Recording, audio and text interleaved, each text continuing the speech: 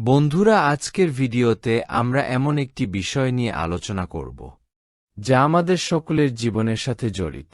যদি আপনি কখনো মনে করেন যে পড়াশোনায় মন বসছে না বা অনুপ্রেরণার প্রয়োজন, তাহলে এই ভিডিওটি আপনার জন্য। আমাদের জীবনের প্রতিটি ক্ষেত্রে সফলতা অর্জনের জন্য যে প্রধান উপাদানটি প্রয়োজন তা হল অধ্যয়। আমাদেরকে শুধু পরীক্ষায় ভালো ফলাফল করার জন্যই নয়, জীবনের সাফল্য অর্জন করার জন্য কঠোর পরিশ্রম করতে হবে। আসুন এই গুরুত্বপূর্ণ বিষয়টি নিয়ে একটু গভীরে যাই। প্রথমেই মনে রাখতে হবে, অধ্যয়ন শুধু বই পড়া বা পরীক্ষায় পাস করার জন্য নয়। এটি আমাদের মস্তিষ্ককে বিকশিত করে, চিন্তাভাবনার ধারা পরিবর্তন করে এবং আমাদের সমস্যার সমাধানের দক্ষতা বাড়ায়। যখন আমরা নতুন কিছু শিখি, তখন আমাদের মস্তিষ্ক নতুন নতুন জ্ঞান ও দক্ষতা অর্জন করে, যা আমাদের ব্যক্তিগত ও পেশাগত জীবনে কাজে আসে।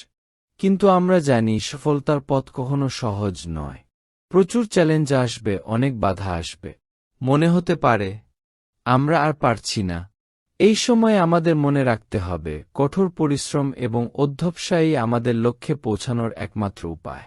যারা নিজেদের লক্ষ্যে স্থির থাকে এবং কঠোর পরিশ্রম করে, তারাই জীবনে সফল হয়। সময়ের সঠিক ব্যবহার করা অত্যন্ত গুরুত্বপূর্ণ। আমরা সবাই মনে করি আমাদের হাতে সময় কম, কিন্তু বাস্তবে সময় আমাদের সবার জন্য সমান। আমাদের কেবল এটি সঠিকভাবে ব্যবহারের দক্ষতা অর্জন করতে হবে। প্রতিদিন কিছু সময় অধ্যয়নের জন্য বরাদ্দ করুন। একটু একটু করে পড়াশোনা করুন এবং দেখবেন সময়ের সাথে সাথে আপনার জ্ঞানভাণ্ডার কতটা সমৃদ্ধ হয়েছে। অধ্যয়নের সময় ব্যর্থতা আসবে, কিন্তু ব্যর্থতা থেকে শিখতে হবে, হতাশ হওয়া যাবে না। বিখ্যাত বিজ্ঞানী টমাস এডিসন বলেছেন, আমি ব্যর্থ হইনি, আমি শুধু 10,000টি পদ্ধতি আবিষ্কার করেছি যা কাজ করেন। সুতরাং আমাদের ব্যর্থতাগুলোকে শিক্ষার অংশ হিসেবে গ্রহণ করতে হবে এবং সামনের দিকে এগিয়ে যেতে হবে। প্রিয় বন্ধুরা, নতুন কিছু শেখার আনন্দ অনুভব করুন।